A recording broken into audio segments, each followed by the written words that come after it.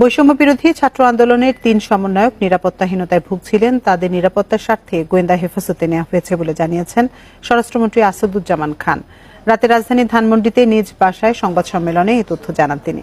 স্বরাষ্ট্রমন্ত্রী বলেন, ৩ সমন্বয়ক মনে করছে তাদেরকে যারা বুদ্ধি পরামর্শ দিচ্ছে তাদেরকে কেউ কেউ হুমকি দিচ্ছে। তাদের নিরাপত্তার স্বার্থেই জিজ্ঞাসাবাদ করা দরকার যে কারা তাদের হুমকি দিচ্ছে। এসব জানার জন্যই ডেকে নেওয়া হয়েছে। জিজ্ঞাসাবাদ শেষে পরবর্তী ব্যবস্থা নেওয়া হবে বলেও জানান স্বরাষ্ট্রমন্ত্রী। এর আগে ঢাকা বিশ্ববিদ্যালয়ের ছাত্র ও বৈষম্য বিরোধী ছাত্র আন্দোলনের সমন্বয়ক নাহিদ ইসলাম, আসিফ মাহমুদ ও আবু বাকের মজুমদারকে শুক্রবার ধানমন্ডির গণস্বাস্থ্য নগর হাসপাতাল থেকে আইন শৃঙ্খলা রক্ষাকারী বাহিনীর পরিচয়ে নিয়ে যাওয়ার অভিযোগ করে পরিবার।